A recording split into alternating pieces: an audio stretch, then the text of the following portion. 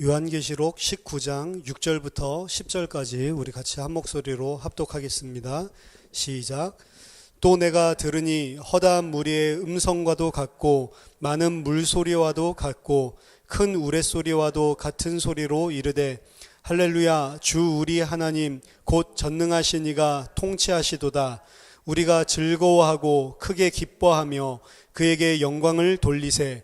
어린 양의 혼인계약이 이르렀고 그의 아내가 자신을 준비하였으므로 그에게 빛나고 깨끗한 세마포 옷을 입도록 허락하셨으니 이 세마포 옷은 성도들의 옳은 행실이로다 하더라. 천사가 내게 말하기를 기록하라. 어린 양의 혼인잔치에 청함을 받은 자들은 복이 있도다 하고 또 내게 말하되 이것은 하나님의 참되신 말씀이라 하기로 내가 그 발 앞에 엎드려 경배하려 하니 그가 나에게 말하기를 나는 너와 및 예수의 증언을 받은 내 형제들과 같이 된 종이니 삼가 그리하지 말고 오직 하나님께 경배하라. 예수의 증언은 예언의 영이라 하더라. 아멘. 계시록 19장 1절부터 22장 21절까지는 계시록의 큰 7파트로 나눈 부분들 중에 가장 마지막에 위치하는 곳이고요. 그래서 오늘 우리 본문은 7번째 부분의 마지막 때에 대한 이야기입니다. 마지막 때에 대한 7번째 파트는 마지막 때에 일어나는 그 일들 7가지를 이야기를 하고 있습니다. 그 중에 지난주에 살펴봤던 부분과 오늘 본문까지 19장 1절부터 10절까지는 18장 1절에서 시작됐던 그 바벨론의 심판에 대한 결론이자 마지막 이 7가지 일들에 대한 서론적인 가교 역할을 하는 부분입니다. 마지막 때의 성도들이 경축하는 부분을 1절부터 10절까지 총 7가지의 말을 통해서 보여주고 묘사하고 있습니다. 그래서 그 7중으로 이 하나님께서 최종적인 바벨론을 심판하시고 하나님의 백성들을 의롭다고 인정해 주시는 그 내용에 대해서 지난주에 살펴봤던 4번의 할렐루야를 포함해서 오늘 읽은 본문들까지 전체 다 여러 화자에 찬양하는 것, 그리고 내용, 명령, 진리 선포 이런 것들로 7가지 말들로 하나님께서 하신 일을 경축하는 이런 내용들입니다. 그 첫 번째가 지난주에 봤던 1절 2절에 허다한 무리의 큰 음성이 먼저 내용을 증거하고 있죠. 할렐루야, 구원과 영광과 능력이 우리 하나님께 있도다. 그의 심판은 참되고 의로운지라.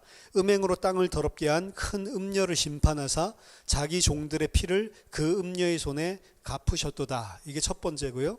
두 번째는 19장 3절에 할렐루야라고 하는 짧은 한마디 음성으로, 그리고 19장 4절에 세 번째로 24장로와 네 생물이 하나님께 경배하면서 아멘 할렐루야라고 하는 말을 하죠. 그 다음에 네 번째로 19장 5절에 보좌에서 나오는 음성입니다. 하나님의 종들 곧 그를 경외하는 너희들아, 작은 자나 큰 자나 다 우리 하나님께 찬송하라 라고 하는 명령을 하죠. 그리고 다섯 번째는 6절에서 8절까지 나와 있는 또 내가 들으니 허다한 무리의 음성과도 같고 많은 물소리와도 같고 큰 우레소리와 같은 소리라고 이야기를 했습니다. 찬양하는 내용이죠. 할렐루야, 주 우리 하나님 곧 전능하신 이가 통치하시도다. 우리가 즐거워하고 크게 기뻐하며 그에게 영광을 돌리세. 어린 양이 혼인계약이 이르렀고 그의 아내가 준비를 하였으므로 그에게 빛나고 깨끗한 세마포 옷을 입도록 허락하셨으니 이 세마포 옷은 성도들의 옳은 행실이로다. 이게 다섯 번째고, 그리고 여섯 번째가 19장 9절 전반부에 천사가 내게 말하기를 기록하라. 어린 양의 혼인잔치에 청함을 받은 자들은 복이 있도다 라고 하고, 마지막 7번째가 9장 후반부에 또 내게 말하되 이것은 하나님의 참되신 말씀이라. 이렇게 7가지 말로 명령도 있고요, 그리고 하나님을 찬양하는 내용도 있고, 그리고 진리에 대한, 그리고 하나님께서 하신 일에 대해서 그냥 인정하는, 그리고 믿는다고 고백하는 할렐루야라고 하는 이런 단말까지 총 7가지로 하나님께서 행하시는 최종적인 심판에 대한 것을 경축하고 있는 그런 내용입니다. 그 내용 중에 이제 오늘 우리가 중심적으로 볼 내용은 7절, 8절에 나와 있는 그 하나님의 성도들이 입고 있는 빛나고 깨끗한 세마포 옷에 관한 내용입니다. 사실은 이 부분이 조금 난해하고 칭의론과 좀 부딪히는 부분들이 있기 때문에 여러 가지 면에서 주석가들이 많이 심혈을 기울여서 이해하려고 노력하는 그런 부분입니다. 19장 7절에 보면 우리가 즐거워하고 크게 기뻐하며 그에게 영광을 돌리세 어린 양이 혼인기약이 이르렀고 그의 아내가 자신을 준비하였으므로 라고 하는 말이 나오죠. 6절에 있었던 이 허다한 무리들이 7절에서 다시 한번 하나님께 영광을 돌리려고 목소리를 높이는 모습입니다. 그들이 이러한 찬송을 올리는 이유를 어린 양의 혼인기약이 이르렀고 그의 아내가 자신을 준비하였기 때문이다 라고 밝히고 있습니다. 18장 1절부터 19장 6절까지 묘사된 것처럼 어린 양의 혼인식은 그냥 벌어지는 것이 아니고 반드시 최대의 적인 바벨론이 제거돼야만 되고요. 그리고 하나님의 나라가 완전한 모습을 드러내야만 거행될 수 있는 것입니다. 이것을 세상적인 걸로도 봐야 되고 개인적인 걸로도 봐야 된다고 그렇죠.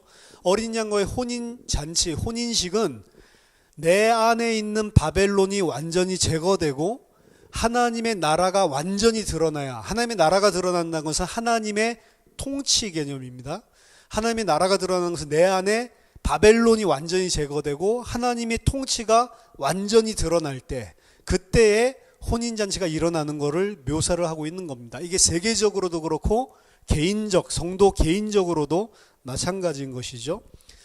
즉 바벨론이 존재하는 동안은 여전히 하나님의 어린 양의 신부가 그 자신을 그 어린 양의 혼인식에 들어갈 수 있는 준비하는 기간이라고 볼 수가 있습니다.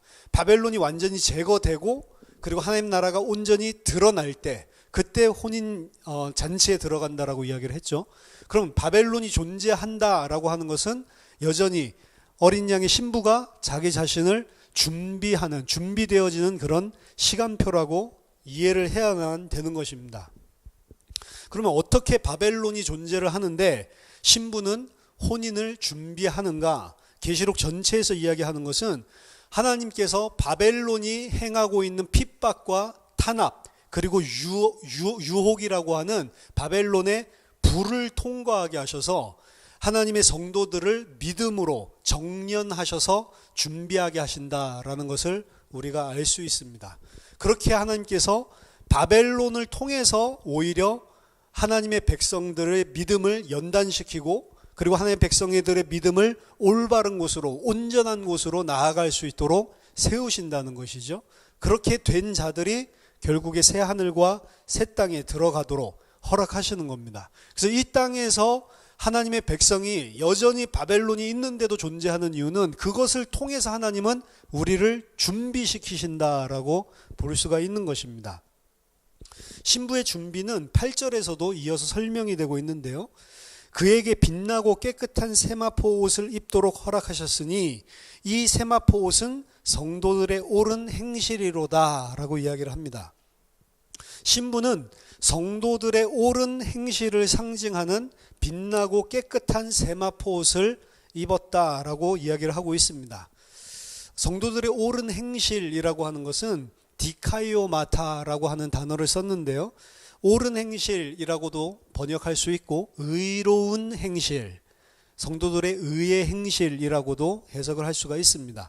이 디카이오마타라고 하는 것은 디카이오, 의라고 하는 어군에서 나타나는데 여기 안에는 한 가지 의미만 있는 것이 아니고 다양한 의미가 있기 때문에 이 단어가 무엇을 의미하는지를 보려면 계시록에서 사용하고 있는 용례와 그리고 오늘 본문의 문맥상을 통해서 결정을 해야만 합니다. 이 의로운 행실은 10절 한번 보세요. 10절에서는 뭐라고 이야기를 하냐면 나는 너와 및 예수의 증언을 받은 네 형제들과 같이 된 종이다 라고 천사가 이야기를 하죠. 예수의 증언을 받은 이라고 이야기를 합니다. 의라고 할 때 우리가 행하는 의, 이것을 생각하기 쉬운데 지금 문맥상에서 이야기하고 있는 의라고 하는 것은 예수의 증언을 받은 이라고 하는 것과 연결을 해서 그 문맥을 통해서 이해를 해야 가장 바르게 이해를 할 수 있습니다. 예수의 증언을 받는다. 증언이라고 하는 것은 계시록에서 7번 등장을 하는데 대부분 어디에서 등장을 하냐면 말과 행동으로 예수를 증언하는 문맥 속에서 등장을 합니다. 따라서 성도들이 예수의 증언을 받는다라고 하는 것은 그들이 바벨론에게 충성하지 않고 그에게서 빠져나오는 구원을 의미하고 있습니다. 따라서 여기서 증언의 의미는 혼인식이 거행되기 전에 하나님의 성도들이 세상의 박해에도 아랑곳하지 않고 그들의 믿음을 보존함으로써 의로운 행실을 행하여 준비를 완성했다라는 의미라고 읽을 수가 있는 거죠. 하지만 이렇게 이해하는 것은 신학적인 긴장을 일으키게 됩니다. 지금 제가 설명드린 이 문맥상에서 성도들의 의로운 행실과 예수의 증언이라고 하는 것은 전부 다 주체가 어디에게 가 있냐면 성도들에게 가 있어요. 성도들이 바벨론의 탄압에도 불구하고 믿음을 지키고 끝까지 인내하고 충성했다. 그렇기 때문에 그것을 성도들의 의로운 행실이라고 하고 예수님이 그것을 증언해 주셨다라고 이야기를 하는 그런 문맥에서 이해를 한 것이거든요. 이렇게 충분히 이해를 할 수 있지만 이렇게 이해할 때 긴장이 발생을 하게 됩니다. 왜냐하면 그것은 바울이 이야기했던 칭의론과 뭔가가 맞지 않는 거예요. 바울의 칭의론은, 성경에서 말하는 칭의론 자체는 하나님이 의롭지 않은 자를 의롭다라고 인정해 주시는 게 칭의잖아요. 근데 이 성도들의 옳은 행실이라고 하는 것은 마치 하나님이 의롭지 않은 자를 의롭다 해주시는 것이 아니라 본인들이 의로운 행실을 했고 본인들의 믿음을 그런 핍박 속에서도 굴복하지 않고 지켜냈기 때문에 하나님께서, 예수께서 그들의 믿음을 증언해 주는 이런 형식이란 말이에요. 그래서 사람이, 성도가 스스로 의를 행한 것이냐 아니면 하나님이 예수 그리스도의 의를 보고 의롭다고 칭해 주시는 거냐, 이게 긴장이 서로 발생을 한다라고 하는 거죠. 이러한 제가 말씀드린 이해는 7절에서 그의 아내가 자기 자신을 준비한다라는 표현이 나오죠. 그래서 성도들이 자기 자신의 준비를 능동적으로 하고 있다라고 하는 부분에서 잘 들어맞습니다. 하지만 오늘 본문 안에서도 단순하게 성도들만이 능동적으로 이것을 준비한다라는 것을 이야기하고 있지는 않습니다. 8절에서 하나님께서 그들에게 깨끗한 빛나고 깨끗한 세마포 옷을 입도록 허락하셨다라고 되어 있죠. 원래는 허락하셨다가 아니고 주셨다라고 하는 겁니다.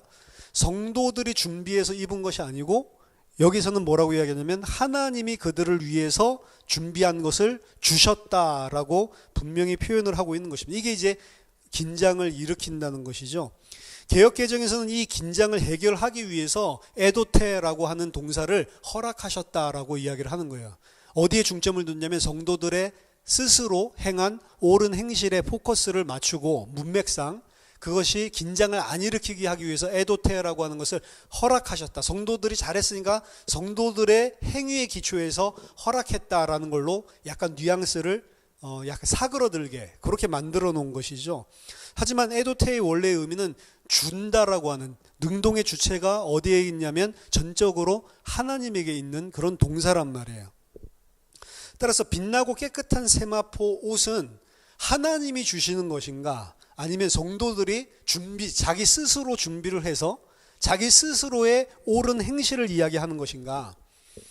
8절 후반부에 보면 이 세마포 옷은 성도들의 옳은 행실이라 라고 이야기를 하죠. 그러면 성도들이 옳은 행실을 통해서 자기 자신이 빛나고 깨끗한 세마포 옷을 준비했다라고 하는 그런 의미가 되는 거죠. 그래서 능동적으로 성도들이 측면에서 깨끗하고 빛나는 세마포 옷이 자신들이 행한 의라고 볼 수도 있는 거고, 그리고 아까 전에 약간 긴장을 일으키는 8절 전반부랑 생각을 해보면 성도들의 의가 아니고 하나님이 주권적으로 준비해서 주시는 그런 옷, 요 둘 사이에 묘한 긴장이 존재하는 게 본문입니다. 따라서 개역개정 번역에서도 이야기했듯이 전체적인 문맥상에서는 성도들이 주권적으로 행하는 옳은 행실이라고 하는 것이 표면적으로 많이 보인단 말이에요. 그래서 오히려 하나님이 주신다라고 하는 것을 성도들의 주체적인 쪽에 맞춰서 누그러들도록 그렇게 번역을 해 놓은 것이죠. 따라서 이 본문 자체는 바울의 칭의 교리를 부정하는 것처럼 보이기 때문에 주석가들이 여기에 많은 심혈을 기울이고 이해하기 위해서 노력을 한 것입니다. 마운스는 뭐라고 이야기했냐면, 지금 여기서 말하고 있는 것은 그리스도의 의로운 순정에 근거해서 바울의 칭의 교리를 나타내는, 그것을 부인하는 것이 아니고 변화된 삶이 하늘에 계신 신랑의 부르심에 대한 의롭다함을 받은 사람들의 바른 반응임을 암시하고 있는 것일 뿐이다 라고 이야기를 했습니다. 그러니까 바른 행실은 어디에서 나타나는 거냐면, 하나님이 의롭다라고 칭해 주신 하나님의 은혜와 사랑에 대한 당연한 반응인 것을 암시하고 있는 것이지, 칭의 자체를 부정하고 우리가 이제 행한 의로 우리가 하나님의 나라에 들어가고 혼인식을 준비한다라는 개념이 아니라는 거죠. 이런 말을 통해서 마운스는 이 이율 배반적인 문제를 해결하고 있습니다. 마운스의 견해가 분명히 저는 맞다라고 생각을 합니다. 그렇다면 7절 8절의 의미를 어떻게 우리가 이해할 수 있냐면, 성도들이 행하는 의, 그것은 온전한 준비도 될 수 없고요, 완전한 의도 될 수가 사실은 없습니다. 비록 그 성도들의 그 행하는 의가 완전하지 않다 하더라도 선한 행위에 변화된 삶이 성도들에게 필연적으로 나타나는 것들을 보여주고 있는 것입니다. 선한 행위를 하나님께서 선하다고 의롭다고 인정해 주신 자들은 반드시 바른 반응으로, 그 하나님의 은혜에 대한, 그 사랑에 대한 바른 반응으로 변화된 삶이 나타난단 말이에요. 의롭다 칭함을 받은 자들에게는 반드시 바른 반응으로 선한 삶이 드러난다라고 하는 것입니다. 따라서 어린 양의 혼인식에 들어가기 전에 요구되는 필요한 외적인 반응, 그것이 성도들의 이러한 옳은 행실의 반응이라는 거예요.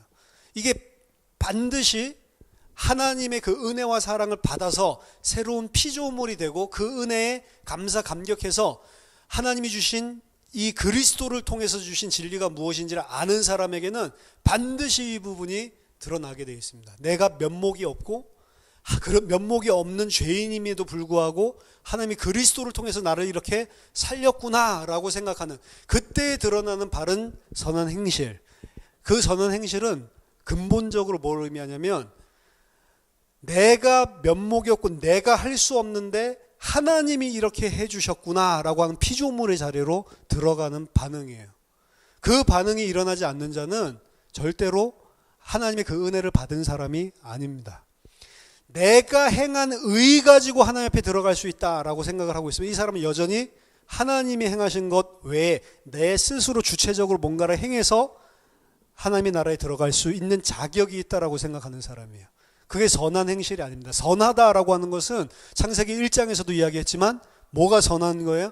하나님이 창조주고 내가 피조물인 사실, 하나님이 모든 것의 절대 주권자이시고 나는 종이고, 하나님이 하시고 나는 그걸 수동적으로 다 순종하고 복종해야 되는 존재다라고 하는 게 선하다, 좋다, 토브라고 하는 거란 말이에요. 선한 행실이라고 하는 것의 가장, 그래서 근본은, 우리가 무슨 선한 일을 하는 것, 그거보다 더 근본은 하나님에게 모든 주권과 하나님에게 모든 이니시에이션, 모든 일의 시작, 출발점을 두고 나는 그 하나님으로 인해서 이렇게 되었다라고 하는 것을 인정하는 게 선한 행실의 근본입니다. 정말로 이 복음을 받은 사람이라면 당연히 죄에서 돌이켰을 때 이 부분을 돌이킨 것이기 때문에 그런 선한 행실과 반응이 나올 수밖에 없는 거예요. 비록 그것이 완전하지는 않다 하더라도. 완전하지는 않습니다. 그렇지만 그것은 반드시 나옵니다.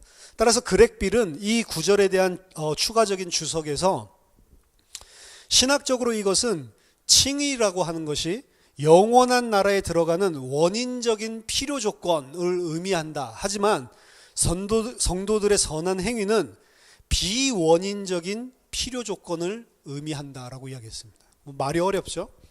성도들이 새하늘과 새 땅에 영원히 들어가게 되는 필연적인 필요 조건, 원인은 뭐냐면 하나님의 칭의, 하나님께서 의롭다 칭하심, 요것 때문에 들어간다. 그게 바로 필요 조건이다. 하지만 이게 원인적인 조건이라고 한다면 비원인적인 그런 근원이 거기 있지 않고 다른 데 있다는 거죠. 이 근원적인 원인적인 필요 조건에 의해서 발생되는 비원인적인 필요 조건인데 그게 바로 성도의 거기에 대한 선한 행위의 반응이다라고 그렉빌은 이해를 했습니다. 그래서 오늘 여기서 이야기하는 성도들의 선한 행위는 성도들이 분명히 능동적으로 행한 것은 맞지만 어디에서 그 원인이 근본적으로 들어가 있냐면 하나님의 칭의, 그리스도를 통해서 보여준 하나님의 사랑과 은혜의 그리스도의 의의 근본적인 원인을 둔 비근본적인 비원인적인 필요 조건. 하지만 필요 조건입니다. 왜냐하면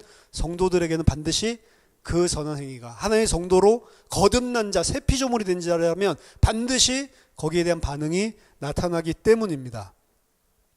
로마서 2장 6절에서 8절에 보면 하나님께서 각 사람에게 그 행한 대로 보응하시되, 행한 대로 보응한다라고 이야기하죠. 심판하실 때 참고 선을 행하여 영광과 존귀와 썩지 아니함을 구하는 자에게는 영생으로 하시고, 오직 당을 지어 진리를 따르지 아니하고 불의를 따르는 자에게는 진노와 분노로 하시리라.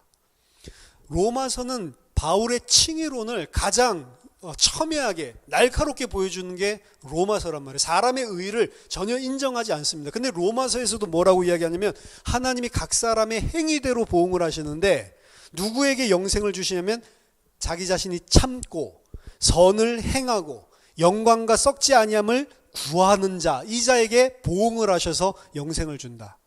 그럼 이거는 마치 우리가 참고 우리가 선을 행하고 우리가 영광과 존귀와 썩지 아니하는 것을 구했기 때문에 하나님이 거기에 대한 보응으로 영생에 들어가게 한다라고 볼 수가 있죠. 근데 로마서 자체는 그거를 인정 안 한단 말이에요. 그럼 지금 바울이 이야기하고 있는 것은 뭐냐면 원인적인 필요 조건은 하나님의 칭의고요. 그 칭의, 의롭다 하심을 받은 자는 반드시 비원인적이지만 거기에 반드시 필수적으로 필요 조건으로 나타나는 반응이 그 하나님의 은혜를 아는 자들은 참고 그리고 선을 행하고 영광과 존귀가 썩지 아니할 것을 바라보게 되는 그 결과가 반드시 삶 속에 드러난다는 것입니다. 그것이 드러나는 것을 보고 그래서 이 사람은 참 구원을 받았구나라고 사람들도 생각을 하는 거죠. 어떨 때는 우리가 사람이라서 온전한 판단을 못할 수가 있습니다. 왜냐하면 이 비원인적인 것이 아니라 본인이 종교적인 원인으로 그걸 행할 수도 있어요. 근데 사람은 그걸 분별을 못하니까 무조건 조금 선하게 하는 것 같고 믿음을 가진 것 같고 뭔가 하나님을 위해 살려고 하는 것 같고 세상 것이 아니라 뭔가 영원한 걸 추구하는 것 같이 행동이 보이면 저 사람 구원받은 사람이 확실하다라고 추측을 할 뿐이죠. 그 우리가 판단을 할 수 없는 영역입니다. 하지만 반드시 구원받은 자는 그 하나님의 은혜를 받은 자는 그게 나타난다라고 성경은 초지일관 이야기를 하고 있어요. 로마서에서도 그렇게 이야기를 하고 있는 것입니다. 요한계시록에서 흰 옷을 받는다라고 하는 것은 예외가 없습니다. 언제든지 믿음의 인내를 시험한 결과로 나타난 순전함, 이것을 의미하는 거예요. 그 사상이 반드시 흰 옷 속에는 내포되어 있습니다. 그냥 흰 옷을 주는 게 아니고 그 흰 옷을 받는 대상이 믿음의 인내의 시험의 결과를 통과해서 순전하다라는 것을 보여줬을 때 그때 흰 옷을 받는다는 것입니다. 흰 옷은 따라서 성도의 완전하지는 않지만 성도의 필연적으로 나타날 수밖에 없는 행위를 동반하고 있다는 것을 기억을 해야 됩니다. 흰옷은 의로운 행위와 완전히 동일한 것은 아니에요. 성도가 행한 행위가 흰옷이 아닙니다. 성도들이 행한 행위는 반응으로 나타나는 것이고 온전하지 못한 것입니다. 하나님께서는 온전하지 못하지만 그 하나님의 은혜를 받은 자들을 의롭다 하시고 그리고 흰옷을 주신다는 것입니다. 의로운 행위를 통해서 받는 것은 맞지만 하나님께서 주시는 것이고 의로운 그 행위는 하나님께서 주신 그 칭의 때문에 감사와 감격으로 필연적으로 나오는 산물이다라고 하는 것입니다. 따라서 산물이라고도 행위의 결과, 우리의 선한 행실의 결과라는 의미로도 성경에서 사용이 되고, 그리고 그것은 너희가 행한 것이 아니고 그리스도의 의를 통해서 주시는 거다. 이 두 개가 병행해서 같이 드러난다는 거예요. 제가 주일에도 설명을 조금 드렸지만, 성도들이 하나님의 백성이 되어서 하나님께 순종하고 하나님께 복종하는 이러한 행위가 나타나는 것은 당연한 것이고, 그리고 그렇게 애쓰는 것 자체는 종교나 율법이 아니라고 이야기했습니다. 우리가 당연히 그것을 받았다면 내가 힘써야 되고 애써야 되는 영역이 있는 거예요. 왜? 우리는 아직 온전한 지식을 받지 못했기 때문에. 나중에 새하늘과 새 땅에 들어갔을 때는 어떤 상태가 된다고 그랬어요? 죄를 지을 수도 없고 죄를 범해서 다시는 죽을 수도 없는 상태에 들어간다고 했죠. 지금 우리가 안 가지고 있는 상태입니다. 새하늘과 새 땅에 들어가서 그 하나님의 은혜와 사랑이 무엇인지를 온전하게 알게 될 때 우리는 어떤 상태가 되냐면 죄를 더 이상 지을 수가 없는 상태가 된다. 그러니까 영원히 그리스도와 함께 왕노릇을 하게 되는 거예요. 근데 지금은 우리는 분명히 죄를 안 지어야 되겠다. 뭐가 죄인지도 알고 죄를 안 지으려고 하지만 죄를 지을 수밖에 없는 그 속에 나약한 우리의 모습들을 여전히 보고 있는 때잖아요. 따라서 힘쓰고 진짜로 그 지식을 받은 자라면, 지식에까지 새로운 피조물로 창조함을 받은 자라면 반드시 그 안에 싸움이 존재하는 거예요. 그것 자체가 율법이나 종교나 행위 중심이 아니란 말이에요.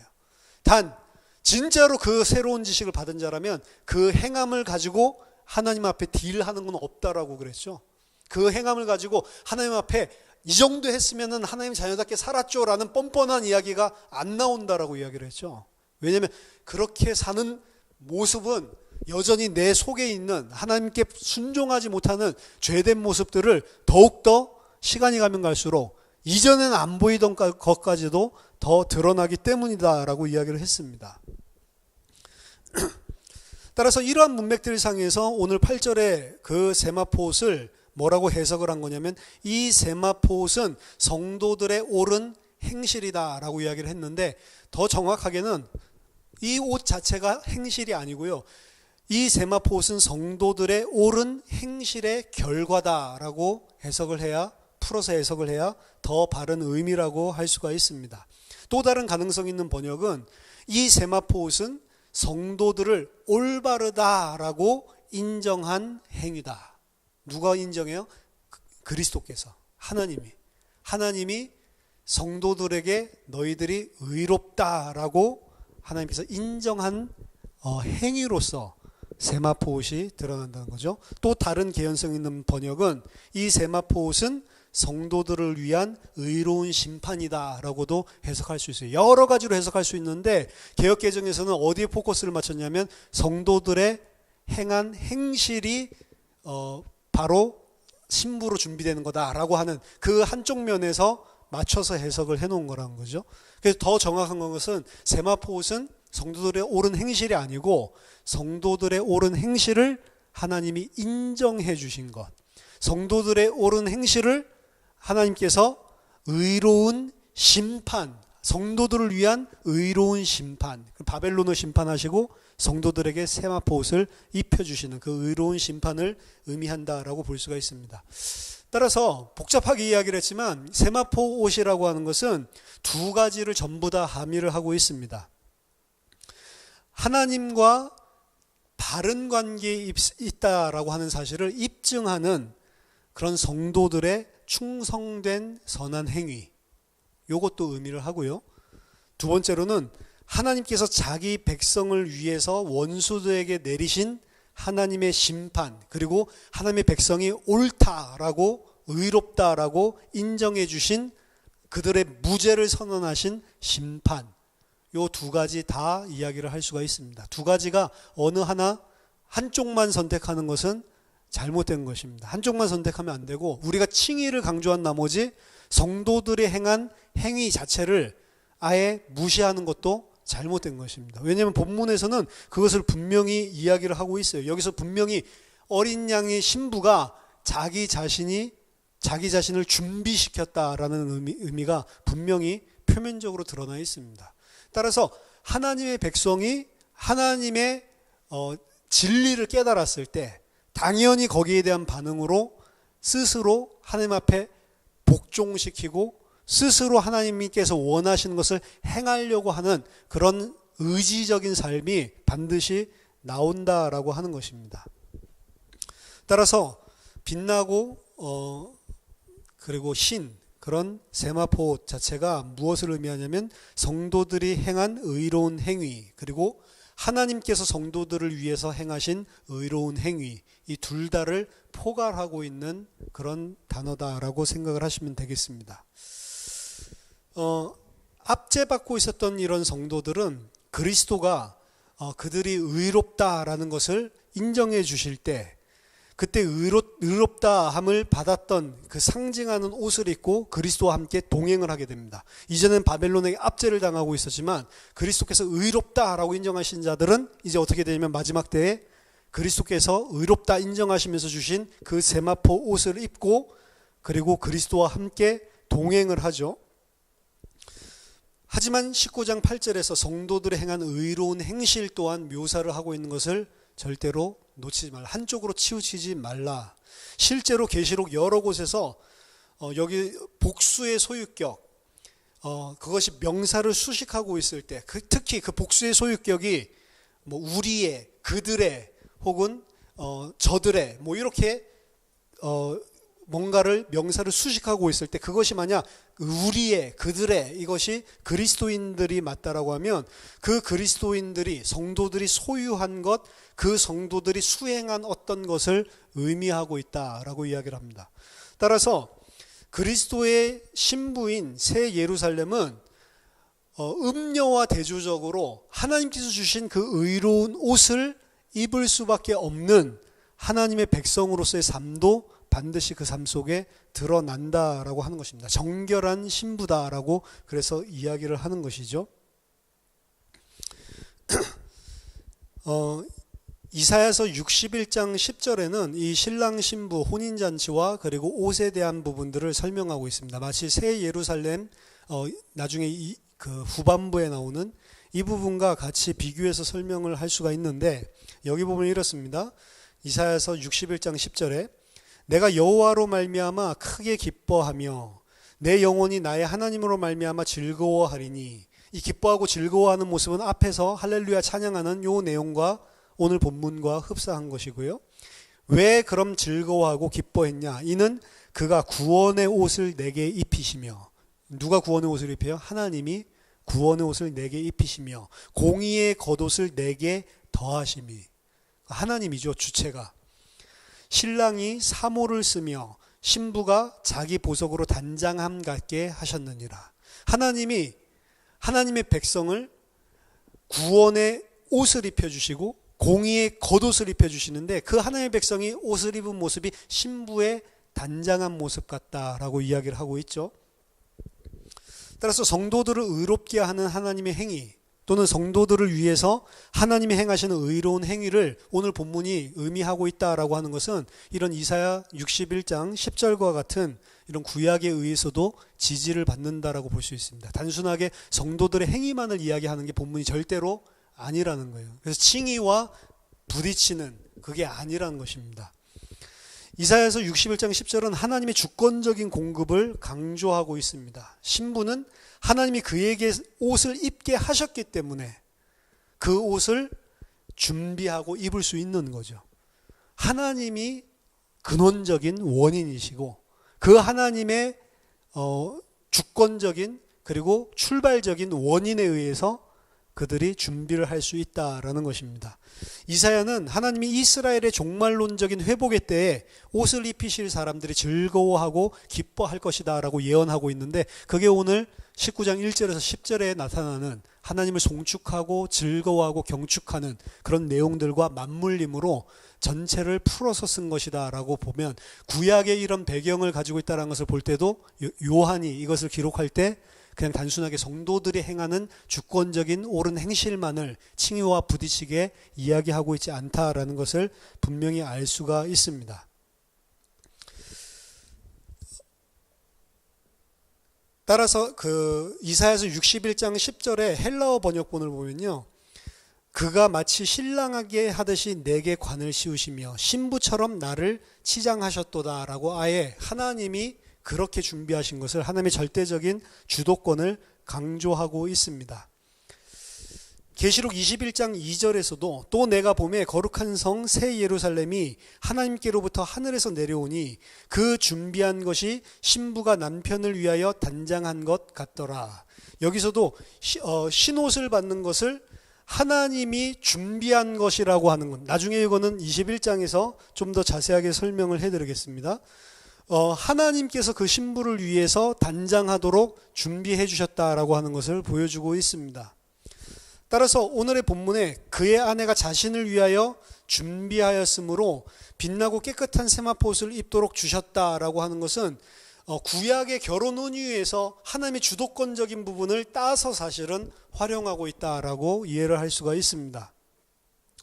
따라서 성도들이 하나님께 그래서 영광 돌리는, 7절에 보면은 자기 자신들이 열심히 행한 것에 대한 것을 영광 돌리고 축하하는 것이 아니고 하나님께서 그들을 구원하신 것, 하나님께서 그들의 아내를 준비하신 사실을 찬양하는 그런 내용들로 들어가게 되는 겁니다. 하나님께 영광을 돌리는 그런 강조점은 성도들의 수고가 의의를 획득하는 것이 아니고 하나님께서 다 하셨다라는 것, 그것 때문에 하나님을 찬양을 하는 거죠. 7절 후반부에서도 그의 아내가 자신을 준비했다라는 말은 그 다음에 그에게 빛나고 깨끗한 세마포옷을 입도록 주셨다라고 하는 거에서 또 이야기를 하고 있는 거예요. 그래서 이 두 가지가, 그래서 가장 근원적인 1차적인 원인은 하나님의 칭의, 하나님께서 행하신 구원의 의를 두고 있고, 거기에 반응으로 반드시 필요 조건으로 일어나는 성도들의 행위를 의미하는 것입니다. 계시록 전체에서 준비하다, 헤토이마조라고 하는 동사는 궁극적으로 하나님의 작정의 결과로 일어나는 사건에 적용되고 있는 그런 동사입니다.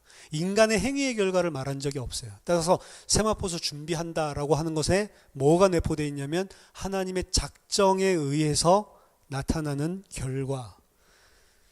물론 성도들의 의는 박해에도 불구하고 그 하나님께서 행하신 의에 의해서, 의 때문에 끝까지 순종하고 견디는 그런 인내를 내포하고 있습니다. 그럼에도 불구하고 오늘 본문 자체에서도 사실은 하나님의 주도권적인 부분, 칭의에 대한 부분들을 다 배경으로 깔고 설명한다라고 이해를 하셔야 합니다. 안 그러면 이 본문을 가지고 또다시 우리는 내가 무엇을 행해야만 빛나고 깨끗한 세마포옷을 입을 수 있다라는 식의 종교적인 그런 율법주의적인 잘못된 사상을 가질 수가 있다라고 하는 거죠. 자, 19장 9절 10절에 천사가 또 이야기하는 장면이 나옵니다. 천사가 내게 말하기를 기록하라, 어린 양이 혼인잔치에 청함을 받은 자들은 복이 있도다 하고 또 내게 말하되 이것은 하나님의 참되신 말씀이라 하기로. 천사는 요한에게 분명하게 기록하라 라고 오늘 명령을 하고 있죠. 그것은 7절 8절에서 말한 결론으로 의롭다고 인정받고 하나님과 긴밀한 교제하는 사람들이 복이 있다라고 천명을 하라고 하는 것입니다. 그것을 분명하게 쓰라고 하는 거죠. 어린 양이 혼인잔치에 청함을 받은 자들은 복이 있도다. 여기서도 하나님의 주도권을 이야기하고 있죠. 어린 양의 혼인잔치에 하나님께서 청했기 때문에 들어갈 수 있는 거죠. 청함을 받는다라고 하는 단어는 택함을 받았다라고 하는 것과 동의한 의미로 여기서 사용을 하고 있는 겁니다. 하나님께서 택하셨고 하나님께서 그를 작정하셨기 때문에 하나님께서 그를 세마포옷을 주시는 것이고 그 자들만 어린 양의 혼인잔치에 들어갈 수 있다라고 하는 것입니다. 7절 8절에서는 교회 공동체 전체에 대한 이야기를 한다면 9절에서는 그리스도인들 개인들에 대한 이야기, 신자들의 개인 신자들에게 초점이 맞추어져 있는 것입니다. 19장 10절에 보니까 내가 그 발 앞에 엎드려 경배하려 하니 그가 나에게 말하기를 나는 너와 및 예수의 증언을 받은 내 형제들과 같이 된 종이니 삼가 그리하지 말고 오직 하나님께 경배하라. 예수의 증언은 예언의 영이라 하더라. 이 구절은 앞에 있는 단락과 뒤에 있는 이어지는 단락을 이제 연결시켜주는 가교적인 역할, 전환적인 기능을 하는, 맞물림 기능을 하는 그런 역할을 하는데요. 요한은 1절에서 8절에서 의미를 확증하고 있었던 그런 천사에게 엎드려서 경배하려는 모습을 보여줍니다. 요한이 천사의 해석을 신적인 메시지로 보고 경외심을 갖는다라고 약화시켜서 이해를 하면 잘못된 것입니다. 분명한 것은 천사가 그런 해석을 해줬을 때 그 전달하는 천사의 모습을 보고 이 사도 요한이 이거는 엎드려서 경배해야 될 뿐이구나 라고 느낀 거예요. 그거는 1장에도 나왔고 10장에도 나와 있지만 그 천상적인 존재, 해석을 해주는 존재가 거기서는 그리스도적인 인물이었거든요. 그러니까 이 천사가 그것을 전달하는데 그와 동일한 신적인 존재라고 생각을 해서 무릎 꿇고 경배를 하려고 하는 것을 보여주고 있습니다. 그랬더니 그가 나는 신이 아니다. 나는 하나님의 종일 뿐이다. 너희들과 같이 종된 자일 뿐이다 라고 자기에게 경배를 하지 못하게 하고 있죠. 이러한 일화는 요한이 본 환상의 신적인 기원을 강조하는 것입니다. 지금 본 것은 천사가 준 것이 아니고 하나님으로부터 온 것이고 하나님으로부터 온 메시지고 그걸 전달한 천사 자체는 중보적인 전달자의 역할만을 했다라고 하는 것을 이야기하는 거죠. 그래서 천사라고 하는 존재에 대한 특성과 기능, 중보자로서의 그 기능에 대한 것을 바르게 선명하게 할 목적으로 기록하고 있는 것입니다. 환상의 신적인 기원을 강조하고 또 중개하는 천사들의 역할을 약화시키기 위해서 천사가 경배받기를 거부하고 이런 장면들은 묵시문학에서 자주 드러나는 거예요. 묵시문학에서 항상 이 지금 묵시의 내용이 하나님으로부터 온 것이고 천사나 그 다른 존재에게서 온 것이 아니다라는 것을 강조할 때에 나타나는 문맥이 이런 부분입니다. 하지만 무엇이 동기이든 간에 분명한 것은 요한은 하나님이 아닌데도 불구하고 그 전달하는 중개자인 천사에게 경배를 하려고 했다라고 하는 것이죠. 이러한 하나님이 아닌 다른 존재를 숭배하고 경배하는 것은 그리스도인들에게 경고를 하고 있는 것입니다. 뭐냐면 단지 천사 숭배가 1세기 때 있었으니까 거기에 대한 경계를 하고 있는 것이 아니고 어떤 형태든지 우상 숭배에 대한 금하고 있는 우상 숭배를 금하고 있는 경고인 것입니다. 요한은 사실은 19장, 18장에서 이야기하고 있는 게 우상 숭배했기 때문에 하나님의 심판을 받았잖아요. 그 모습을 분명하게 목도하고 하나님만이 경배하실 분이다라고 인지하고 있는 게 이 내용인데 그 와중에 요한이 하나님 아닌 다른 대상에게 우상 숭배, 경배하려고 했다라고 하는 게 굉장히 아이러니하게 나타나고 있는 장면이에요. 이것은 19장 전체에서 심판이 임한다고 묘사하고 있고 바벨론과 온 땅의 사람들이 우상 숭배를 해서 그 심판을 받는다라고 이야기를 하고 있는데 그 우상 숭배 빠진다고 하는 것이 얼마나 쉽고 미묘한 것인지를 보여주고 있는 것입니다. 10절의 핵심 주제 중 하나는 진정한 경배 대상만을 우리는 찬송해야 되는데 그것을 착각하게 되는 미묘함을 이야기하고 있는 거예요. 내가 그리스도를 섬긴다라고 생각을 하고 있는데 미묘하게 그리스도를 섬기는 게 아니라 바벨론을 섬기고 있는 것을 할 수도 있다라고 하는 것입니다. 이게 우리들이 온전한 지식을 갖지 못했을 때 드러나는 그런 오류예요. 중요한 거는 19장에서 오늘 지금 요한이 이런 일을 하잖아요. 나중에 한 번 더 똑같은 일을 반복한다는 것입니다. 한 번 경고를 받았는데도 또다시 천사에게 경배하려고 하는 일을 또 한단 말이에요. 그만큼 계시를 받고 있는 중에 있었던 그리고 성령으로 감동된 요한임에도 불구하고 이 땅에 있을 동안에 여전히 육신을 가지고 있을 동안에 그 미묘한 차이로 자기도 모르게 하나님을 경배하려고 했는데 우상을 숭배하는 이런 실수에 빠질 수 있다라고 하는 것을 보여주는 거예요. 이게 우상 숭배의 무서움입니다. 우리가 하나님을 위해서 한다고 하지만 우리가 정확하게 내 자신을 하나님 앞에, 말씀 진리 앞에 비춰보지 않으면 사실은 하나님이 아니라 더 깊은 속에는 나를 위한 것, 내가 뭔가를 하고 있는 것을 할 수도 있다라고 하는 거예요. 그러니까 우리는 이 땅에 사는 동안에 계속 그 부분을 점검을 해야 됩니다. 말씀을 들을 때마다.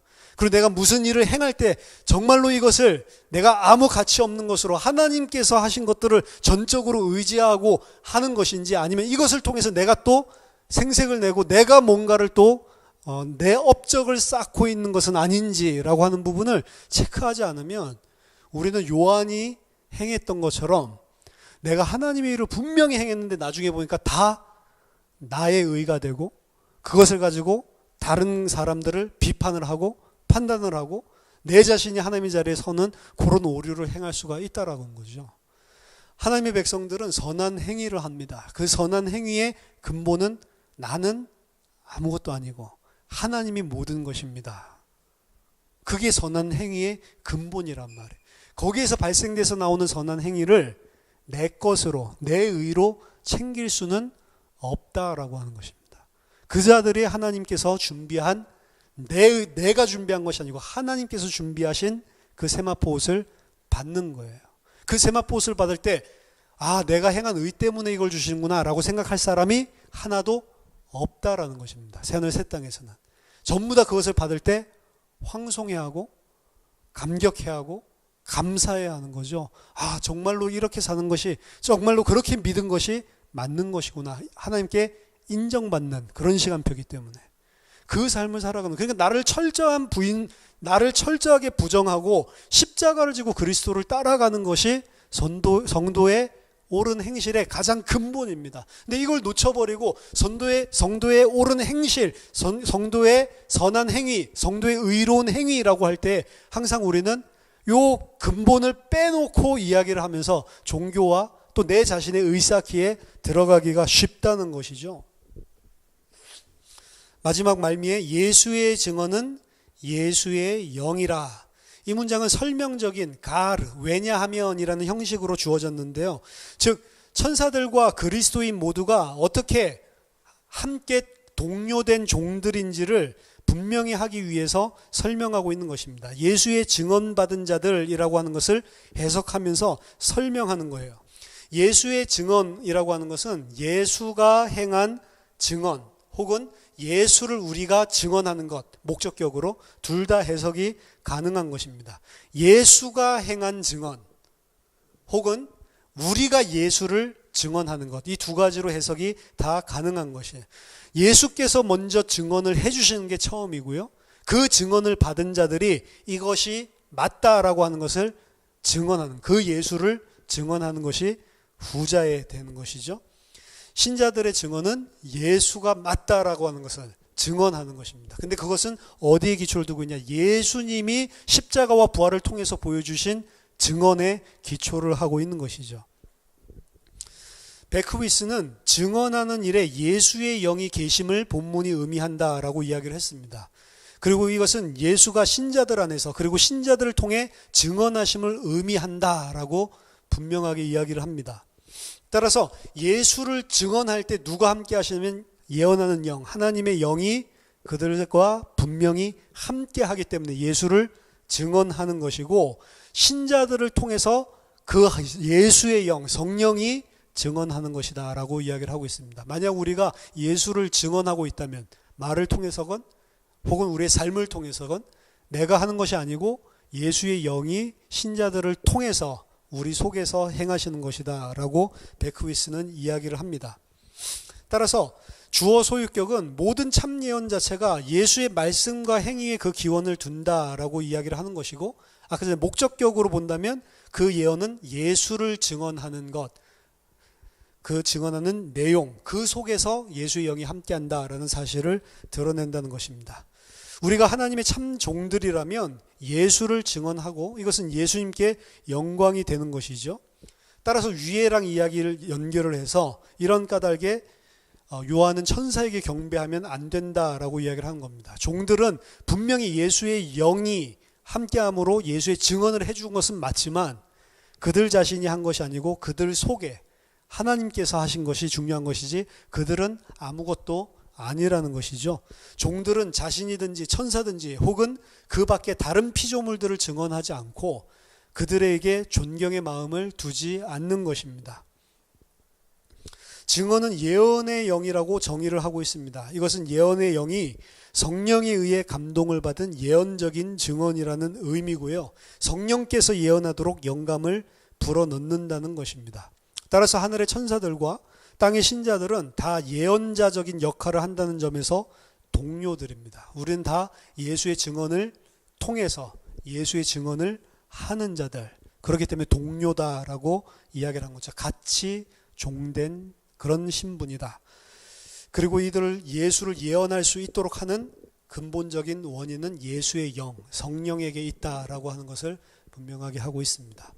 오늘 본문에서 크게 그래서 두 가지를 이야기를 하고 있어요. 하나는 성도들이 있는, 성도들에게 주신 빛나고 밝은 그 세마포, 깨끗하고 빛나는 세마포 옷, 그것이 무엇을 의미하는가? 1차적으로 하나님께서 그리스도 안에서 행하신 의, 그것을 의미한다고 했고, 정말로 그 의를 믿음으로 받은 새 피조물이 맞다면 거기에 대한 필요 조건적인 반응으로 반드시 선한 행위가 드러난다.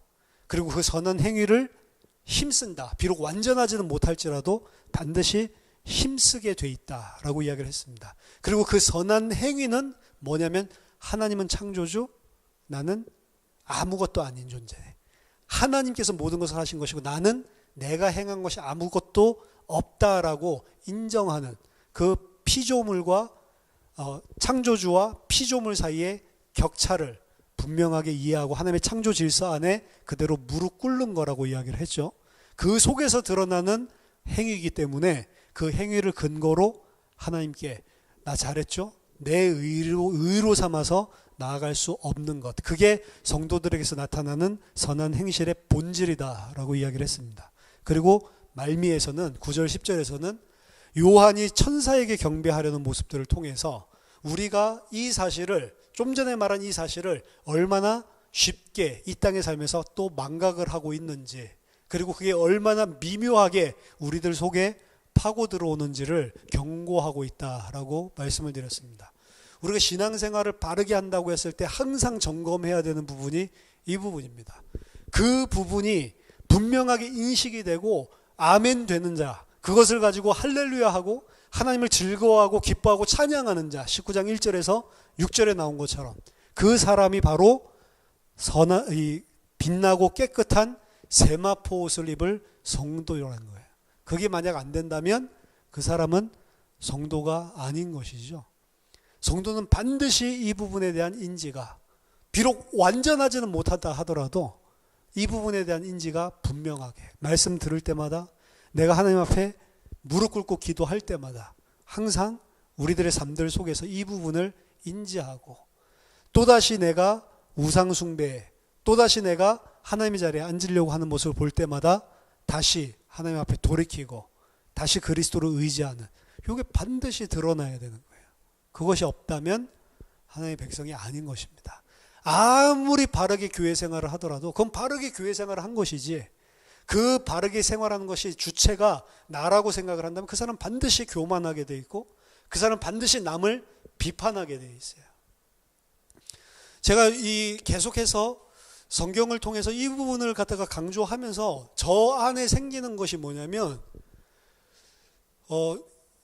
분명하게 저도 비판을 합니다.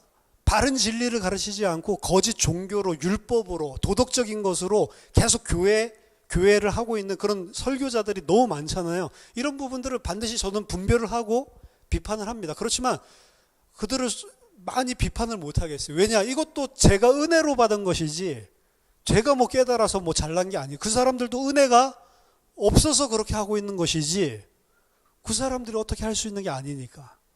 그러니까 그 부분에 대한 비판보다는 우리 자신이 계속 이 부분에 바로 서는 부분만 생각을 하게 되더라고요. 계속 우리가 신앙이 깊어질수록 사실은 다른 사람들을 이렇게 바르게 세워주려고 하는 부분들도 생각을 하고, 잘못하고 있는 자들을, 혹은 바울도 그렇게 하고 있죠. 거짓된 교리를 전하고 있는 자들을 강하게 비판하면서 그것이 아니다라는 것을 이야기를 하지만 결국에 마지막에 초점은 하나님의 은혜이기 때문에 우리 자신이 그런 자들조차도 비판을 할 수가 없는 그런 쪽으로 계속 마음이 가는 것 같아요. 우리는 하나님이 아닙니다. 심판은 하나님이 해주신다고 했어요. 그들이 옳다라고 이야기하고 우리가 틀렸다라고 이야기를 하더라도 거기에 대한 심판은 마지막에 하나님께서 해주실 것이지 우리가 심판자가 아니라는 것입니다. 누구도 비난할 수 없고 오히려 그 속에서 감사하는 거죠. 나도 저 자리에 있어야 되는데 어떻게 해서 나는 이렇게 하나님의 은혜를 주셨을까라는 쪽으로 와야 되는 거죠. 다 하나님의 은혜입니다. 저와 여러분들이 정말로 그리스도의 의, 그 그리스도의 의로 말미암아 의롭다 행하신 하나님, 그리고 우리에게 빛나고 깨끗한 세마포 옷을 주시는 하나님, 그 하나님께 의지하고 거기에 대한 당연한 반응으로 피조물로 하나님의 백성으로 하나님께 영광을 드러내는 그런 저와 여러분 되기를 예수 이름으로 축원합니다. 기도하겠습니다. 하나님 아버지 은혜를 감사드립니다. 모든 것이 다 하나님의 은혜인 줄 믿습니다.